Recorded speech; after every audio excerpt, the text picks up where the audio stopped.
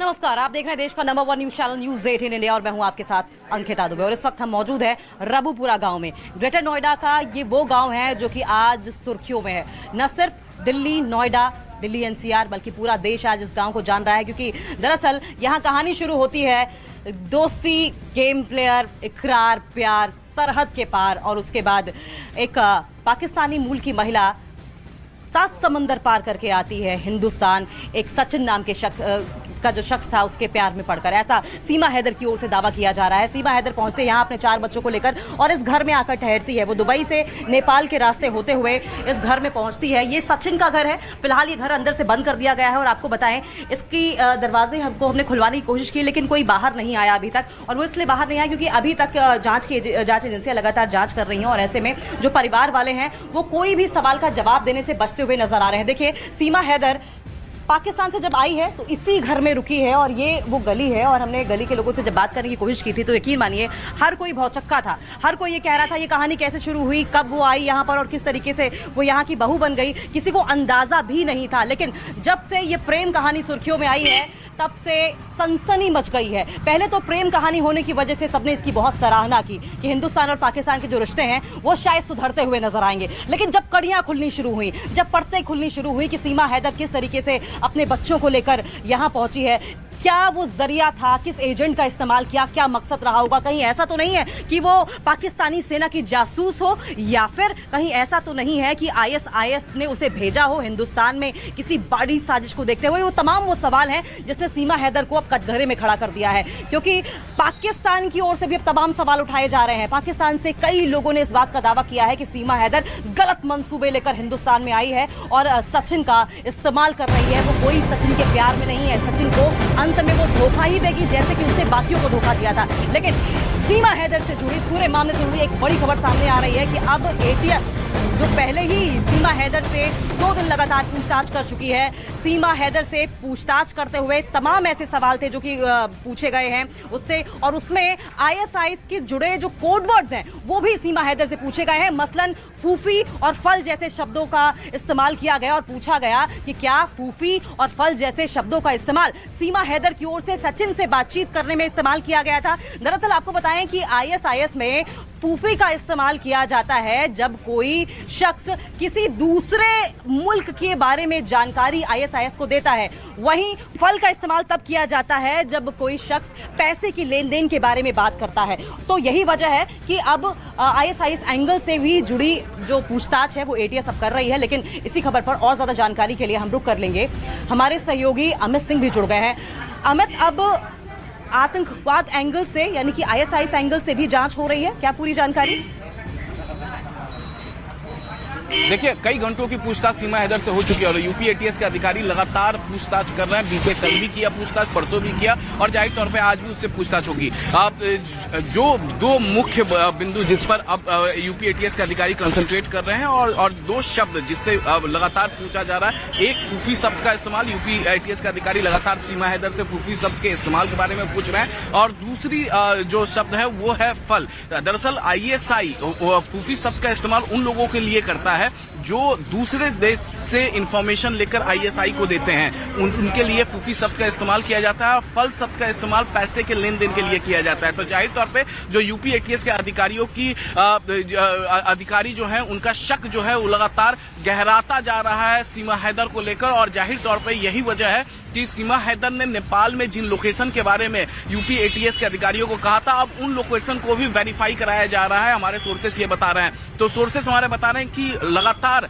पूछताछ के दौरान सीमा हैदर कई बार रोई भी है यूपी एटीएस के अधिकारियों ने, क्योंकि काफी कड़ाई से पूछा है। रात भर उसको सेफ हाउस में रखा गया और उसके बाद लगातार उससे कड़ाई से पूछताछ की जा रही है, ताकि जो मंशा है कि प्रेम की मोहब्बत की वजह से वो यहाँ पर पहुंची है, हिंदुस्तान आई है ग्रेटर नोएडा के सचिन के घर पर, या फिर वो वाकई में आईएसआई का एजेंट है। इस पूरी जानकारी को हासिल करने के लिए यूपी एटीएस के अधिकारी लगातार उससे पूछताछ कर रहे हैं। जी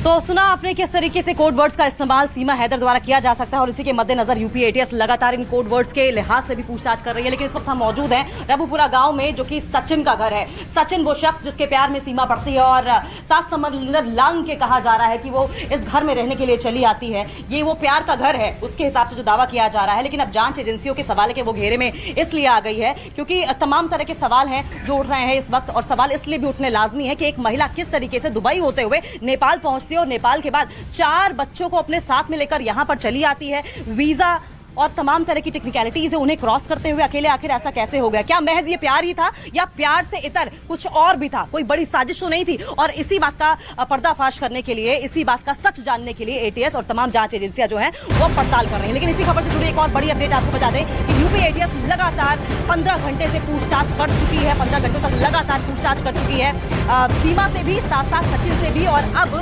सचिन को और सीमा को तो अपने इस घर से हटाकर एक सेफ हाउस में रखा गया है। दरअसल सेफ हाउस में रखने की एक बड़ी वजह यह भी है कि एक तो दुश्मन मुल्क, क्योंकि आमतौर पर पाकिस्तान को दुश्मन मुल्क माना जाता है, दुश्मन मुल्क से एक महिला यहां पर आती है पाकिस्तानी होने के नाते। और जिस तरीके से तमाम गंभीर सवालात अब खड़े हो रहे हैं सीमा हैदर पर, अब लोगों में आशंका इस बात की बढ़ती जा रही, कहीं ऐसा तो नहीं है कि सीमा हैदर आईएसआई की जासूस हो या फिर पाकिस्तानी सेना द्वारा भेजी गई हो, या फिर ऐसा भी हो सकता है कि यहां पर रहकर वो किसी आतंकवादी गतिविधि या किसी बड़ी साजिश को रचने को अंजाम दे रही हो। और इसी को लेकर अब जो गुस्सा है वो लोगों में बढ़ सकता है, पनप सकता है, सीमा हैदर की जान को भी खतरा हो सकता है। और इसी के मद्देनजर सीमा हैदर को सेफ हाउस में रखा गया है। लेकिन एक और बड़ी अपडेट आपको बताएं कि सीमा हैदर को लेकर जांच लगातार चल रही है। तमाम केंद्रीय एजेंसियां जांच में जुटी हुई हैं, यूपी एटीएस भी जांच कर रही है। 15 घंटे की लगातार पूछताछ हो चुकी है, 2 दिन की पूछताछ पहले ही हो चुकी है और आज भी माना जा रहा है कि एटीएस के द्वारा पूछताछ की जाएगी। लेकिन आपको एक बार फिर से तस्वीरें दिखाएंगे हम। गली देखिए, इसी गली में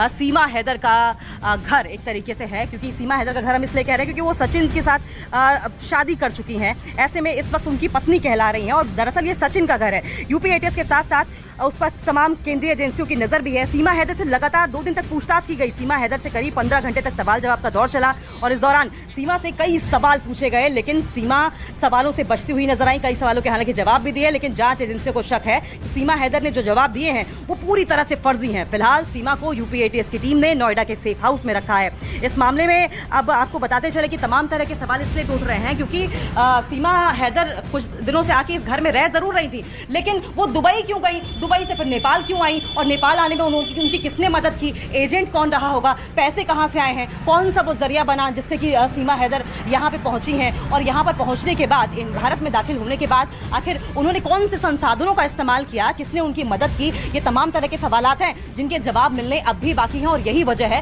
कि यूपी एटीएस लगातार उनसे सवाल जवाब कर रही है और 15 घंटे की मैराथन पूछताछ हो चुकी है। अभी फिलहाल पूछताछ बंद है, लेकिन माना यह जा रहा है कि आज भी यूपी एटीएस सीमा हैदर साथ साथ सचिन और जो जुड़े हुए लोग हैं इन दोनों से, उनसे बातचीत कर सकती है, पूछताछ कर सकती है। लेकिन हमारे सहयोगी दीपक बिष्ट इस खबर को क्लोजली मॉनिटर कर रहे हैं, हम उनका रुख करेंगे। दीपक, जिस तरीके से 15 घंटे बताया जा रहा है कि लगातार पूछताछ हुई है, और क्या उम्मीद करें कि आज भी यूपी एटीएस और केंद्रीय एजेंसियां सीमा हैदर सचिन से पूछताछ कर सकती हैं, क्योंकि जवाब जो है वो संतोषजनक फिलहाल दिखाई नहीं दे रहे हैं। देखिए, बिल्कुल अंकिता, सवाल अभी भी उसी तरह से बने हुए हैं क्योंकि कई सारे रूट्स हैं उनको चेक किया जा रहा है। साथ ही बॉर्डर के पास खासतौर पर हम लगातार यही सवाल उठाते हुए आ रहे हैं कि किसी एजेंट के थ्रू उसे यहाँ पर भारत में दाखिल करवाया गया था। उस एजेंट का नाम अभी तक सीमा के जुबान से नहीं निकला, यानी वो कुछ ऐसे नाम उनके एजेंसियों के सामने रख रही है जो गलत हैं और उनसे कोई कॉन्टैक्ट नहीं हो पा रहा, उसका कॉन्टैक्ट नंबर नहीं दे पा रही है वो। साथ ही जो चैट डिलीट की गई थी, उस डिलीट हुई चैट में कई ऐसे अननोन नंबर है जिनके बारे में पता लगाना चाह रही है एटीएस, और इसी वजह से अभी तक जो डेटा रिकवरी की जा रही है, उसके अलावा फॉरेंसिक जांच जो की जा रही है, वो सब कुछ अभी जांच का विषय है। लेकिन सवाल जो है अभी भी बदस्तूर उसी तरह से बने हुए हैं क्योंकि जब तक एटीएस को जवाब नहीं दे पाती है सीमा हैदर, तब तक उसे लगातार पूछताछ के दायरे में रखना होगा। वहीं दूसरी तरफ डिपोर्ट करने की भी प्लानिंग कर सकती है क्योंकि अवैध रूप से वो भारत में दाखिल हुई थी और भारत में दाखिल होने के समय ना ही उसका वीजा था और उसके अलावा पासपोर्ट में जो उसकी एज है और उसका जो गुलाम हैदर के साथ निकाहनामा था, उसमें भी कहीं ना कहीं बड़ा यहाँ पर गालमेल नजर आ रहा है और इसी वजह से अब उसकी उम्र को लेकर भी जांच तेज कर दी गई है। तो कई ऐसे सवाल हैं जिनके लिए एटीएस को अभी भी जवाब यहाँ पर नहीं मिला है और इसी वजह से आज तीसरे दिन फिर एक बार पूछताछ करेगी एटीएस की टीमें और कोशिश यही की जाएगी क्योंकि सचिन और सीमा, उसके अलावा उसके जो सचिन के पिता हैं, उनसे भी